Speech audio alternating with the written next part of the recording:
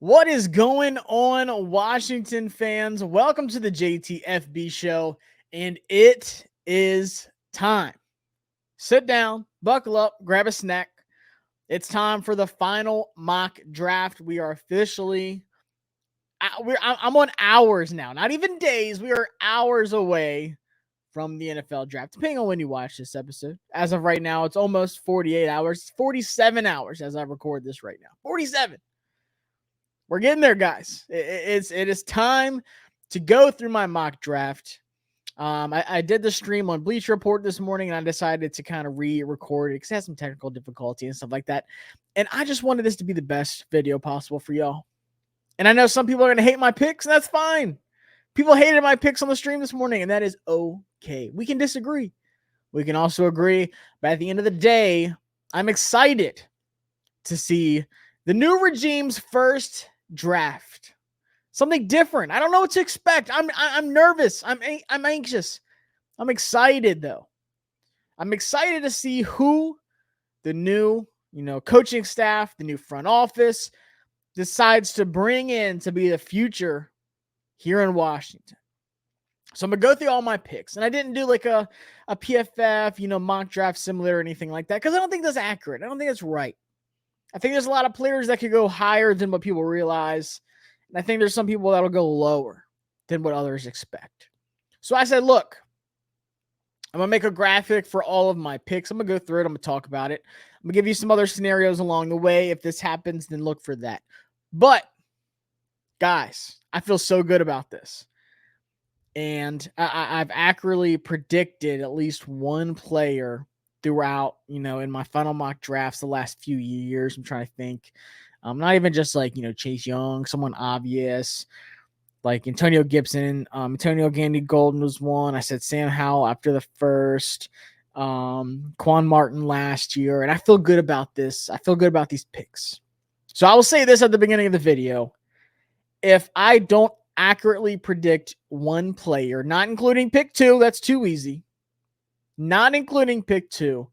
If I do not accurately predict at least one player, I will be giving away a jersey of choice from any of our new draft picks after the draft. So stay tuned. But I'm going to go through all my picks, and I said this on X the other day, at Josh Taylor FB, if you don't follow me already.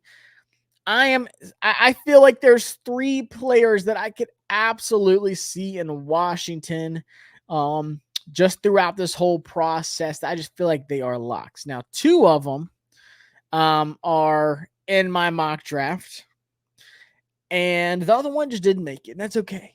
I went a different direction. I feel really good about this one as well. So let's start with the obvious number 2. Just going through the process, kind of just going back and forth between obviously Drake May and Jaden Daniels. I'm not Team JJ McCarthy. I just can never jump on the train, and that's okay. Some people are. I'm not. That's not me. I feel like it's always been, and people think this is just impossible. This is mind-blowing. You can't think this way, Josh. That's not possible. It is. I like Drake May. I like Jaden Daniels. I feel like Washington is in a great position to select a guy who can be the franchise quarterback of this franchise moving forward for a long time. I feel good about both of them. It's possible. I go all the way back to where people are like, oh, Josh, we need to trade back from 2. Trade back from 2, Josh. We can take any other quarterback. And I said, no. This whole process, I've stood strong on that. No. You are in a position at number 2, and as terrible as we were, as bad as this team was last year, it is really hard to get a top 2 pick in the draft.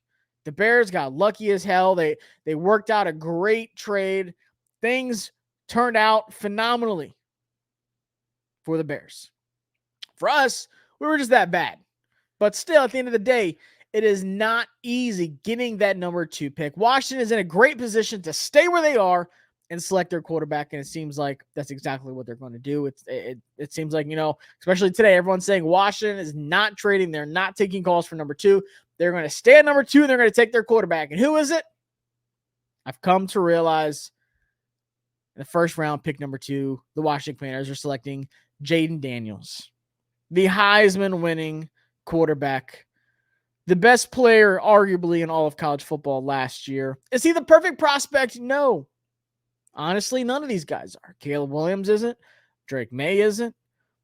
Marvin Harrison isn't. Malik Neighbors isn't. Joe Alt isn't. There's no such thing as a perfect prospect. But I will tell you, what excites me the most about Jayden Daniels is every single year, as long as he was in college, every single year he got better and better and better. And he's 23. It's not like he's 24, 25. I know he was in college for a long time, but still, I like that experience. I've loved experience when it comes to quarterback play. You just don't know with Drake May. I still think Drake May's ceiling is extremely high. I think it's extremely high. I think he has a great opportunity to do big things. But when it comes down to it, I think Jayden Daniels is going to be a highlight reel. I think Jayden Daniels' running ability and his ability to create big plays with his feet really helps him out his rookie season. Now, I want to say this. Don't expect every quarterback, more specifically, whoever we select at 2, the expectation shouldn't be what CJ Stroud was last year. That's just not fair. It doesn't happen that often. I don't care who we pick. I don't care if it's Jayden Daniels, Drake May, JJ McCarthy, hell, Michael Penix. I don't care. Give the quarterback time. Be supportive. Let this new regime, build around them. I think they did a great job in free agency. And I'm going to show you some more picks where I think they will do the same in the draft and really support the quarterback. But I will say Jayden Daniels' running ability helps him, when he's not too sure about something when he's throwing the ball, or he's still learning something, or he doesn't like something that he sees, he can resort to his feet, and he still has the ability to make giant plays. I think Drake May is super underrated. I think Drake May has been extremely disrespected throughout this whole process by a lot of people. Not everyone, but a lot of people. I am a giant Drake May fan. I think he's going to be a great quarterback as long as he doesn't go to New England. The hellhole of a team when it comes to quarterbacks, outside of Tom Brady, there's no way that any quarterback would succeed in that situation, in my opinion. But Jayden Daniels, in my opinion, he got better every single year. And whether it was the short, the intermediate, and the long balls, I saw some really good things out of Jayden Daniels this past year. And it does help, having Brian Thomas Jr. It does help having Malik Neighbors. I'm not saying it doesn't. But he did have a really bad defense. He had a good offensive line, 2 top 10 tackles. Will's probably going to be maybe the first tackle next year. But 2 top 10 tackles on the offensive line coming back for next year for LSU. That's great. He had a great offensive line, had a good little run game. But it just seemed like a different Jayden Daniels this year. Of course, going into LSU the year before last, we saw some good Jayden Daniels. It seemed like he was still learning the offense. He was still trying to click with everybody. But it seemed like this year, the pieces just fell together for Jayden Daniels. And once again, I'm excited. I'm excited to have Jayden Daniels here. I think he's the pick. I'm leaning 70-30 Jayden Daniels right now, to be honest with you, on a confidence meter of who the pick is. But once again, if it is Drake May, I will be ecstatic too, because I love his upside when it comes to passing. Can he be a better pure passer? I think so. But I will say this. I don't think we have seen the stealing of Jayden Daniels just because he's been in college for a long time, just because he's 23. That means nothing. It took Josh Allen a couple years, like 2-3 years, to actually start clicking. I think there's still some game to Jayden Daniels that can be unlocked. I still think there's some more. I think with Cliff Kingsbury, with Coach Brian Johnson, even with Coach David Blow, former quarterback, I think they have a really good situation where they can help him develop into a pro quarterback, and they will do things around Jayden Daniels' strengths. I think he's going to love Terry. I think he's going to love Jahan. He said on the nightcap with Uncle Shannon Sharp and Ocho, they got some dogs in Washington when Ocho brought up Jahan Dotson and Terry McLaurin. And I'm going to add another weapon here in this draft. But I'm excited for Jayden Daniels. If you hate Jayden Daniels, I don't get it. And I will say this as well. People are like, oh, he's going to be Tyrod Taylor. He's going to be RG3. Nobody knows what a single player coming into the NFL will do, what they will turn into. But by God, you swing until you hit on your quarterback. I don't care how many times it takes. I don't care how many years it takes. You do not stop. That is something that drove me crazy with the old regime. Going with these old veterans trying to win. Oh, we got to win with Carson Wentz. We got to win with Ryan Fitzpatrick. We got to just, we got to just go the veteran route. No, you swing until you find your guy. I don't care if you've been mining for gold for 10, 15 years. You keep going until you strike gold. You don't stop. So I pray, whether it's Jaden Daniels or Drake May, that we hit gold, that we finally find our franchise quarterback of the future that's going to be here for 10 years, take us to Super Bowls. That's what I'm hoping for. Washington has to get this pick right. Absolutely has to get this pick right. This is the most important draft, and this is the regime's first ever draft. But you can argue that this is the most important draft in franchise history, especially that number 2 pick. That is the most important pick in franchise history because you're either going to hit or you might miss out on a guy. But I will say this regime has done a fantastic job of pissing people off and doing things that are different than what other people like, and I love that. They have looked under every rock. They have met with every player. They've brought Michael Penix Jr. in. They brought J.J. McCarthy in because you know why? Say Penix turns out to be the great quarterback years from now, and Washington didn't even bring him in for a visit. How would that look? You don't want to be the team that says, oh, we should have brought him in. We didn't even look under that rock. We looked right past Michael Penix. No. You can at least say we did our homework. We did our due diligence. We looked at every single prospect under a microscope, and this is what we came to. We controlled that number 2 pick. We knew Caleb's going to number 1. Whatever. We got over that. We had next up. And we weren't picking at 10. We had number 2. We got to pick our guy, and I feel like we picked our guy. So I trust this regime is going to make the right decision. And once again, I'm excited for Jaden Daniels. I'm super confident it's going to be Jaden Daniels. Would I be surprised if it's Drake May? No. Would I be surprised if it's J.J. McCarthy? Absolutely. I say I trust the Adam Peters and the new regime, but if it's J.J. McCarthy, I'm like, woo, boy, that's one that you better pray works out. That's all I'm going to say. But Jaden Daniels at number 2. That's just my little rant on number 2. Let's move on. I've been on the train now for moving back up into the first round for a couple weeks. It's been the 13, 14, 15 range, hopefully getting Olu Fashanu. But over the last week, especially the last few days, I've kind of decided to go a different direction. Instead of giving up, a lot of, draft capital, I'll move, within the top 15 again. As deep as this tackle class is, I think someone's going to be here in the 20s, the early 20s for Washington. And I kind of put a few things together. Jordan Reed said he thinks Tyler Guyton is an option at the end of the first. We just trade up a few picks. What was it, like 30 with the Ravens or whatever it was? He said Guyton would be is a name kind of linked to Washington. But I'm going with a guy that Drake May kind of leaked. He said that, hey, with that golf trip, by the way, at Top Golf was fun. Guys like Amarius Mims was there, and I was like, whoa, we didn't even hear about that. We heard about some other guys that were on this trip. But I'm going at pick 21. Washington's going to trade with the Miami Dolphins. They're going to give them pick 40. So we're going to keep pick 36. Maybe they do ask for 36. You just kind of have to bite it, and that's fine. Pick 40, pick 78, and a 2025 fourth for pick 21 from the Miami Dolphins. And why does this work out? So it's really hard to get these trades done. Is Brandon Ayuk going to be traded on the draft night? We don't know. It's really hard to get trades done. But it does happen during the draft. But it has to benefit both teams. Miami Dolphins don't have that many picks. They have like 5 picks. They don't have a lot. And there's a gap between that first round at 21 and their next pick. There's a big gap. So I think turning that 121 into 40 and 78 and then adding a fourth next year helps them fill a lot of needs that they have. Maybe they do, decide to go Mims, maybe they decide to stay with O-line, or maybe they, they can interior defensive tackle if there's someone there they really like. But is it really worth it at 21 to them? I don't know. it's got to be worth it for both sides.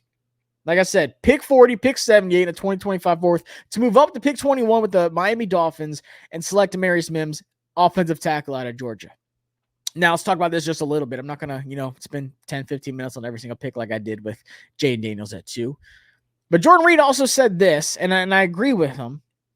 Amarius Mims is a guy who is still super raw, doesn't have a lot of experience. He doesn't have a ton of starts, but he's been primarily a right tackle at Georgia. But with his skill set, with his size and his movement, a transition to left tackle would not be hard at all. Because once again, it's not like he has, 1,000 snaps at right tackle at Georgia. He had pretty much 300 this past year at right tackle. He had 383 the year before that and only 121 in 2021. So he doesn't have a lot of experience. He had some injuries last year. I think it was his ankle back in like September. Missed some games. Only had 297 snaps at right tackle, but he's had a phenomenal offseason. It seems like he is healthy. I think maybe the medicals might even help get him there to 21, but this is a guy whose name is heating up big time. And it does help when, you are 6'7", 340. He's only 21 and a half years old as well. So he's still super young. I think there is a big time upside in him. He's a strong guy who can maintain blocks well with good upper body strength. Mims is more smooth than he is truly explosive as an athlete, which kind of takes away from his punch at his contact, but he can work on that. Like I say, he's still super raw because of how young he is. And he's not polished, so maybe, Washington can get him in there and clean up some things and get him into a polished prospect. I think he would be a phenomenal pick to trade up to. And people are going, oh, why don't you go up to 13? Why don't you go up to 14 and get one of those experienced guys? Like I said, it's not always that easy. And I think just the upside of Mims is sky high. I think when you want to talk about ceilings of these offensive tackles, Joel, he has his weaknesses. Olufashanu, he has his weaknesses. Like I said, no one is perfect in this draft. But there is a lot of really good talent. But I think Mims has one of the highest ceilings out of all of offensive tackles in this draft. I think there's people that have a really high floor. Like I said, I think Olufashanu is going to be a great left tackle. I think Joel is going to be a great left tackle. I think Talise Fuaga is going to be a great right tackle. I love this tackle class a lot. And that experience and everything is probably why, Olufashanu is going to go ahead of him. J.C. Latham's going to go ahead of him. Troy Fatana is going to go ahead of him. Talise Fuaga is going to go ahead of him. And that's fine. You can get a big-time guy at 21, and this is why you got all those extra draft picks. We can trade a second one to move that second up into the first and pick 78, and then a fourth next year. That's fine. You get a guy who can either play right tackle if he has to, or he can make the transition over to left tackle and be your franchise guy for a long time. 21 and a half years old, Amarius Mims, welcome to Washington. I like that pick. And if it's not him, maybe they are able to move up even higher. If they get Olufashanu, I will be the most unbearable person on the planet. I will be at that draft party at Franklin Hall Thursday night. I'm flying at 5 a.m. tomorrow morning to head over to Virginia for these drafts. So come to Franklin Hall, and you'll see my reaction if we draft Olufashanu. Maybe I'll go live. Who knows? But a lot of good content coming up. So hit that subscribe button and like if you haven't already, because this week's going to be popping. This week is going to be insane. And I'll be at the National Harbor on Saturday as well. So if you're going to that, hit me up, drop a comment below. So Washington picks their quarterback in number 2 with Jaden Daniels. They trade back up into the first round at 21 to get Amarius Mims, trading away those extra draft picks we have to get a high ceiling, big-time playmaker at offensive tackle. Where do they go after that? So like I said, we still have pick 36. And we're going to use that pick 36 on a Dan Quinn guy. And that is one of my favorites from the last few years. Some of y'all know that I've covered Penn State over the last 2 years. Didn't this past year, but before that I did. And Adisa Isaac is one of my favorite players to watch and to talk to. Great guy. But Dan Quinn had a Penn State edge rusher over there in Dallas and Micah Parsons that he loved. A guy that can stand up and run and rush the passer. I mean, the quarterback, or a guy that can put his hand in the dirt and get after the quarterback. It doesn't matter. Adisa Isaac Put him outside the tackle, put him inside the tackle, and Adisa Isaac can win. I said this back in like November when he, declared for the draft and he decided, hey, I'm going to go to the Senior Bowl. This guy was ranked in like the high 100s and something. I was like, no, this guy is going to be a top 60 pick come April. And by God, he is up there into the top 40 now. Even exceeded what I thought he would do. But you want to talk about high-end motors. You want to talk about explosiveness from a pass rusher. Of course, I love Chop Robinson. I don't think he's going to be there at 36. I think he goes late first. I think a lot of people are higher on Chop Robinson than some other people. I think the 49ers would be a good spot for Chop Robinson. I would love that for him. But I think Adisa Isaac there at 36 would be a great pick. Let's take a look at some of their production of Adisa Isaac. And like I said, you have Chop Robinson lined up on the other side. PFF has Adisa Isaac ranked over Chop Robinson. So last year he had 9 sacks, 4 hits, and 20 hurries. Like I said, opposite of Chop Robinson. He lined up outside of the tackle 382 times, and he won with that speed. He won with his hand usage, but don't underestimate how strong he is. He has a phenomenal run stop rate at 11.4%. That's one of the highest in the draft. He had a pass rush win rate of 13%. Love it. This guy's phenomenal. I was looking at some relative athletic scores. Adisa Isaac scored a 8.99, which is phenomenal. He had all green numbers when it came to speed, agility, and explosion. He had a 34.5 vertical and a 10.3 broad jump. He ran a 4.74 40, and he ran a 2.73 20-yard split and a 1.63 10-yard split. I love that. Love that. 6'4", 247, so he's a little bit on the smaller side. People are like, oh, he might be an outside linebacker. Nah. Dan Quinn is going to love Adisa Isaac. We got Dorrance. He's going to be on the one side, and Clelin Ferrell, Tante Fowler. We got some depth. We got some guys that are going to rotate in. I'm telling you guys, I kind of went into this draft like maybe Washington's going to decide to not take an edge rusher. Because I like Dorrance Armstrong, but you have to think about how he went from that limited role to where he's going to be having more of a full-time role now. Maybe they rotate him with Clelin Ferrell and Dante Fowler. If a guy like Adisa Isaac is there at 36, they will absolutely take him. Absolutely. Another guy fit-wise that I really like for Washington is Gabe. Even his brother, Grayson Murphy. The Murphy twins out of UCLA, I think they both would be really good Dan Quinn picks as well. So, but these aren't one of my locks. I have 3 locks. I'm getting to them. One of them is actually coming up soon. But I talked about having protection for Jaden Daniels. Let's add a weapon for Jaden Daniels. And a lot of people know I'm a giant Jalen Polk fan. I think he goes in the second, so we miss out on Jalen Polk. But I'm going to go with a guy that I actually haven't talked about yet.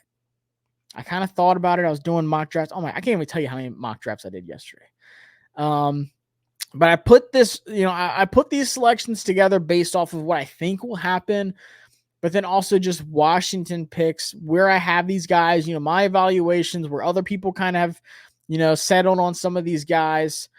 But in the 3rd round, we still have pick 67. I'm going with Javon Baker, wide receiver out of UCF. Former Alabama wide receiver, Roll Tide. Javon Baker is exactly what Cliff Kingsbury needs on this offense.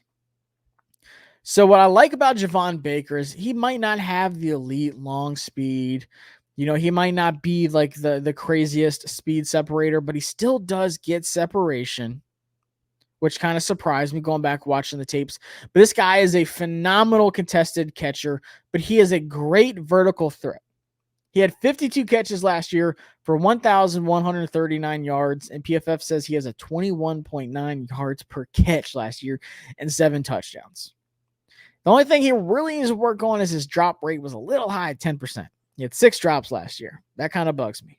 But he had 15 deep catches, which was tied for 3rd in the entire nation last year, and 574 deep yards, which was 8th in the country. They had him measured in at about 6'1" and some change and right at about 210. is what he kind of measured in at. 37 vertical, 40-yard dash. Like I said, he didn't have elite speed. He ran a 4.54. You want that to get a little better, but he's such a great physical guy, and that deep threat, like I said, that we're kind of missing, that we kind of need to mix things up. And everyone's like, "Oh, Josh, we need a wide receiver that's like 6'3", 6'4". No, you don't have to. I'm looking at what Cliff Kingsbury is going to want to do, and I kind of go to Hollywood Brown. I know he's a smaller guy, but Hollywood Brown was a great. I know he had his drops too, so they kind of have that in common. But in my opinion, Javon Baker's bigger. He's a more physical, more contested catching kind of wide receiver compared to Hollywood Brown, obviously. But when you want to talk about a guy that can stretch the field vertically, a guy that can make some crazy catches, a guy that can high point, some passes, that's a great weapon to have for a rookie quarterback. So like I said, you have Terry, you have Jahan, you had Javon Baker in the mix. There's a lot of people that are super high on Javon Baker. I think this is a guy that could even go higher than pick 67 for sure. If not, I'm looking at maybe Brendan Rice, someone that can kind of do the same. He's not as good as, contested catching as Javon Baker, but a bigger body. He's like, 6'3", I want to say, Brendan Rice. But another guy who can get vertical, who can stretch the field. We need help at wide receiver. Heck, we might even double dip at wide receiver. But my prediction is they take Javon Baker in the third round if he's there, and then they sign an undrafted guy to kind of compete, whether it's like a Coker or a Joshua Cephas out of where'd he go? University of San Antonio, or UTSA. So I think they will come away with 2 wide receivers. Will they draft 2? Maybe not. But I think 1 in the third round. I think there's even a possibility in the second round. But I think a lot of those guys are going to go before people expect. Like Xavier Legette could go in the first. He's getting a ton of looks. Where could Malachi Corley go? Jalen Polk, like I mentioned, Keon Coleman, Troy Franklin. Where do those guys go? Do they go up in the first? Roman Wilson could make things interesting. Xavier Worthy. I'm not the biggest Xavier Worthy fan. I just don't know how well he translates. But give me Javon Baker at pick 67 all day long. So like I said, in the Mims pick, we traded away 78, so we don't have 78 anymore. So now we are going to our next third round pick. And I'm higher on this guy than a lot of people are. But I woke up this morning and saw some notifications. People were talking about this guy, saying he's been one of the most sought out prospects when it comes to top 30 visits and visiting teams in this whole process. This is a guy who's going to go a lot higher than what people realize. PFF has him in like the 200s or something, and it's so disrespectful. Now, I'm not going to act like I've been on the hype train for this guy, throughout the whole process, because I wasn't. I knew he was at the Senior Bowl. I got a good look at him. I got to watch some tape. I was like, hey, I like this guy. And then we brought him in for a top 30 visit. I was like, let me dig a little bit deeper on this guy. And I fell in love with his coverage ability. He is the highest rated man coverage corner in the entire draft. Welcome to the Washington Commanders. This is my first lock, by the way. First lock is close. It's either this guy or Cam Hart. Cam Hart is right there. I'm a giant Cam Hart fan. I fell in love with Cam Hart at the Senior Bowl. But I'm going round 3, pick 100, Elijah Jones, corner out of Boston College. This man was built to be a Dan Quinn and Coach Witt Jr.'s corner. He was made for this defense. He had a 90.8 man coverage grade. Like I said, that was the highest in the entire country. This man had 5 interceptions last year. 5. He only allowed 1 touchdown. He was targeted 40 times and only allowed 13 catches for 194 yards. He allowed a passer rating of 18.1. Elijah Jones, welcome to the Washington Commanders, by God. Completion percentage, the highest, 32.5%. That's the best out of every corner in the draft. He had the lowest completion percentage allowed, and he had the best man coverage grade out of every corner in the NFL draft. And I'm higher on this corner class than I am than a lot of other people. I've been saying it. I don't think this corner class is getting talked enough. There are some dogs in this corner class. Now, the only downside to Elijah Jones is what can he do? Zone, he's not really a zone guy. But man, you watch his interceptions and how he's running routes for wide receivers, how he's undercutting things. He's just like right there. It's like he's hip to hip with a wide receiver, and he's like, boop, just catches it. You're like, what? What was that? If you're how did that wide receiver let that happen? He's a little bit on the smaller side. People are like, oh, here's another Emmanuel Forbes. No. 6'2", 185, 24 years old, so he's experienced. But he has the length and movement skills to be an outside guy. I'm telling you, him and press, man, is deadly. And this is an extremely hot take. But Ben St. Juste only has 1 year left. I think Dan Quinn and Coach Joe Witt Jr. have what it takes to make Elijah Jones a starting outside corner and a good one. This guy has all-pro caliber man coverage abilities. Now, can you play him in zone? Maybe not. He kind of relies on that stickiness, that ability to be hip to hip with somebody. It's different, whether you're jamming somebody at the line, like I said, press man, or if you're playing off man, or you're playing bail. It's different, when you're playing that zone. Dan Quinn loves a good man coverage. I think we'll see a lot of different things mixed up. But Elijah Jones is the most Dan Quinn prospect in this entire draft. Book it. Take it to the bank. He will be a Washington Commander. Like I said, between him and Cam Hart. And I think Cam Hart probably goes in the top 90, so you might not even get him there at 100. But Elijah Jones is my first lock for Washington. Now, I will go ahead and bring in my other lock. I think Washington decides to go with the tight end. And a lot of people know that I'm a big Ben Sinnott fan. I am a giant Ben Sinnott fan, and he has, just risen up the boards fast lately. I've been a Ben Sinnott fan for a while now. I was like, yo, this guy's phenomenal. He's my tight end too. I don't think he makes it to Washington. So I'm going with a guy that Washington showed a lot of interest in. There's a little connection here. I talked to Logan Paulson at the Senior Bowl. Shout out to Logan Paulson. Love him. Great guy. Great content. And we're talking about tight ends. He's like, this is my guy. This is a guy I train. I love this guy. I'm watching him all week long. Can't wait to see what he does. And that is Jared Wiley, tight end out of TCU. Jared Wiley, he might not have the production. TCU, quarterback play wasn't good. Offense wasn't all that. But when you look at, a physical standpoint, 6'6", 250, ran a 4.6 240 with a 2.65 20-yard split. That's elite numbers. He had a 9.3 relative athletic score. He had a 37-inch vertical, which is ridiculous. The guy has burst. He has speed. He has that playing ability that I love out of a tight end. Him behind Zach Ertz would do absolute wonders. This is a guy who's, his name's come up a lot lately too. He might even go before the 5th round. He might go in the 4th. But if he's there in the 5th round, heck, Washington might even trade up from the 5th into the 4th to take this guy. And speaking of 4th, even though we don't have a 4th round pick, if we somehow do get a 4th round pick, my other lock for Washington, this is the one that no one could guess on social media. Everyone's guessing offensive tackles, blah, blah, blah, blah, blah.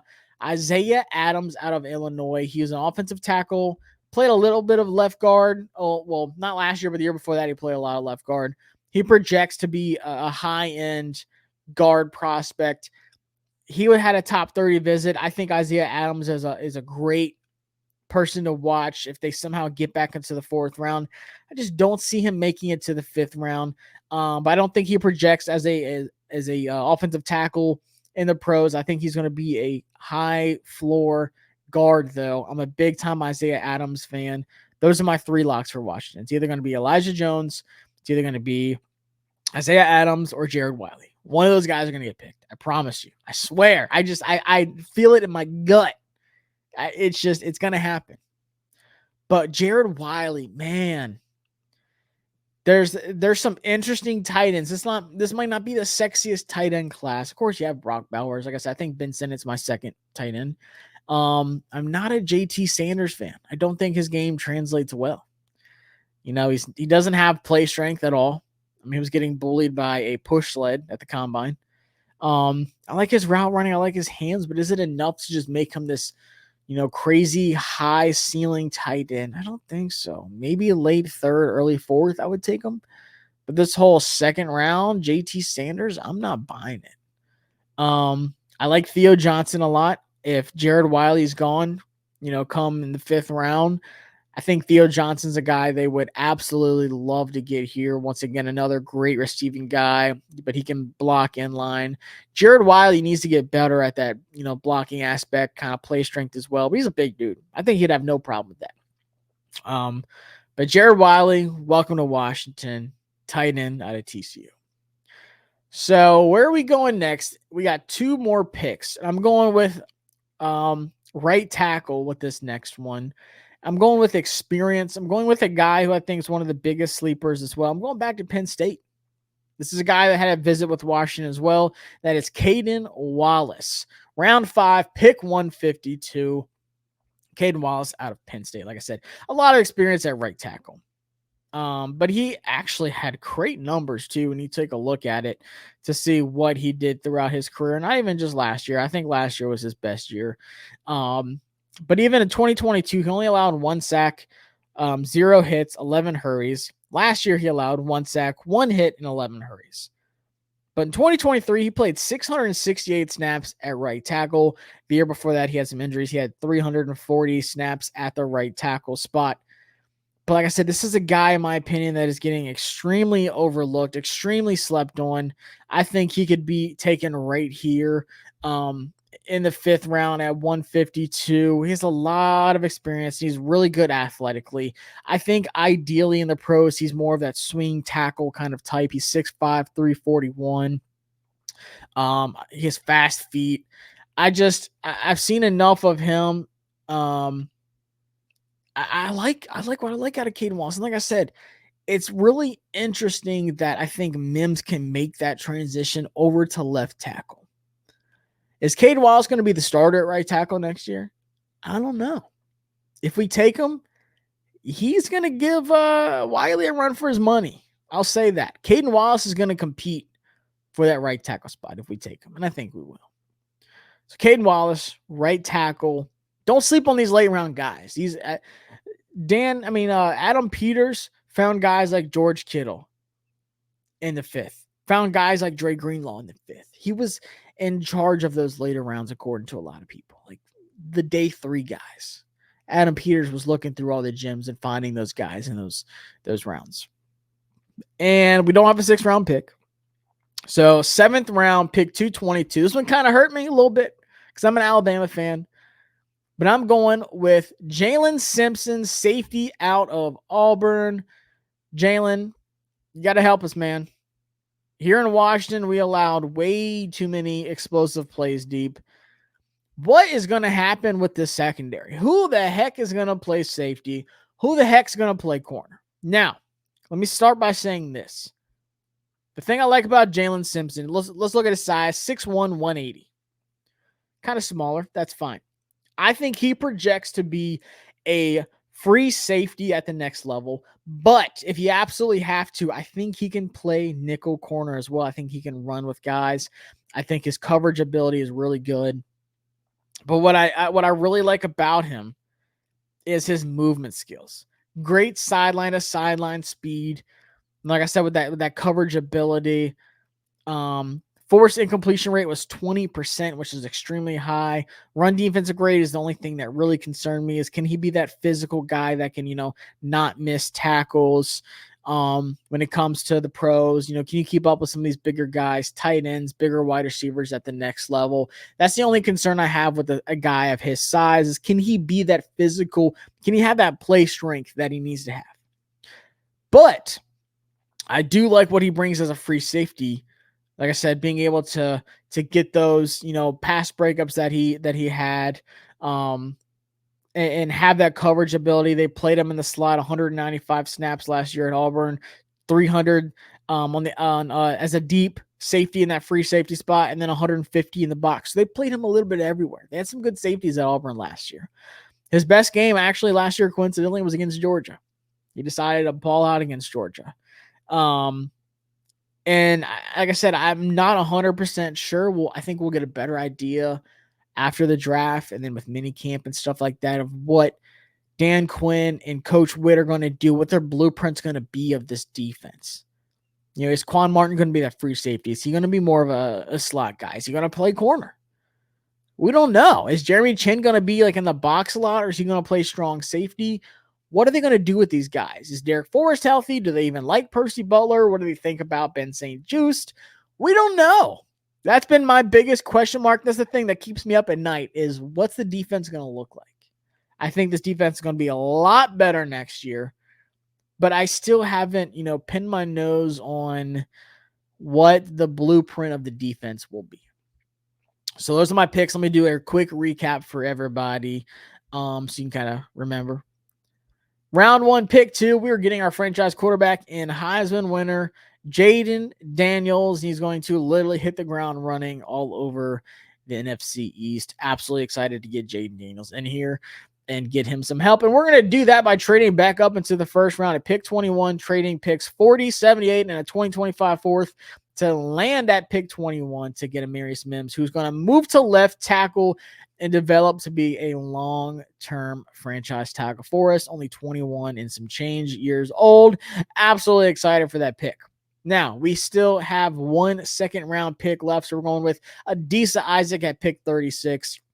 The edge rusher out of Penn State. Like I said, he could be a stand-up guy or he can be a hands-in-the-dirt kind of guy. He will stop the run on the way to the quarterback, and boy, will he get to the quarterback with his speed, his high motor, his twitch, his explosiveness, and his hands. Adisa Isaac has it all. Think Chop Robinson, think of Adisa Isaac as well. I think both of these guys are phenomenal edge rushers out of Penn State. Dan Quinn gets another pass rusher out of Penn State that he's going to fall in love with. And we're going to add an offensive weapon at pick 67 with wide receiver Javon Baker out of UCF, a guy who is a great vertical threat when it comes to deep passes. Javon Baker is your guy. And we want Jaden Daniels to air it out to Terry, to Jahan, and Javon. Yo, that sounds great. Terry, Jahan, Javon. Yo, sign me up. I like the way that sounds. It sounds like it needs to happen. And then after that, we are getting a high ceiling corner with Elijah Jones, who's been one of the fastest risers in the entire offseason. Corner out of Boston College. This is Dan Quinn's guy. This guy was built to play for Dan Quinn and Coach Witt in this scheme. Put this guy on the line. He can run with anybody. Book it. I'm a huge Elijah Jones fan. Maybe not, stopping the run and being that physical guy, but when it comes to coverage, Elijah Jones is one of the best in the draft. Big fan of Elijah Jones. And then after that, we are adding a tight end with Jared Wiley in the 5th because we don't have a 4th round pick. Maybe we trade back up into the 4th. Get rid of a pick and get either Jared Wiley or another tight end there in the 4th. But I think right here at 139, I'm taking Jared Wiley out of TCU. Like I said, he might not have all the production. He might not have the sexy stats, but this guy has all of the physical traits that you want out of a tight end.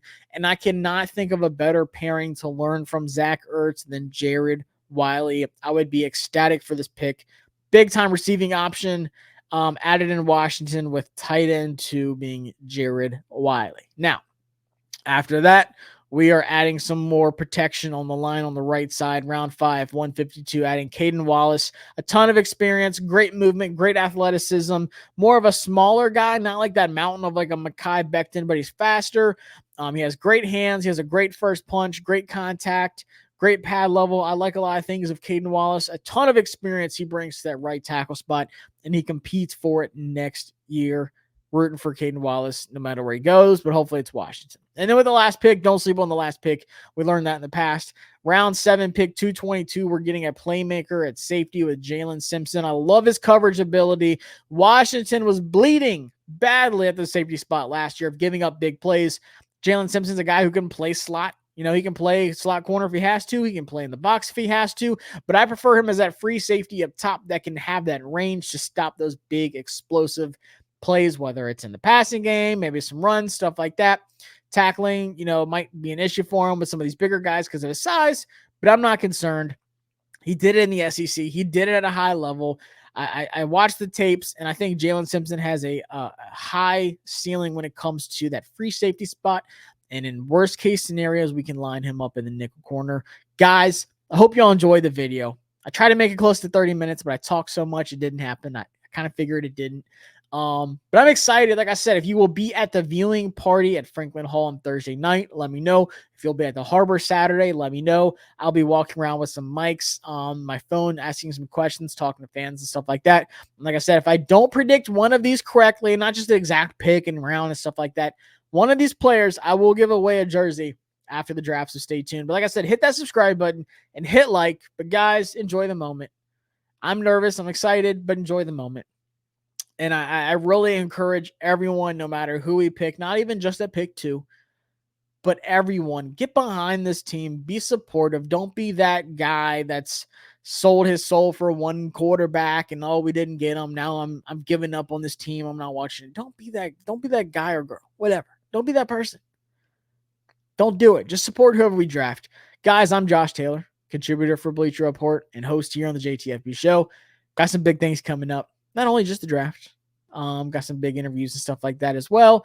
You know, Austin Eckler was dope to talk to, trying to get some more players on here. Definitely will with some of these draft guys. So stay tuned. I'll see y'all next time. Peace.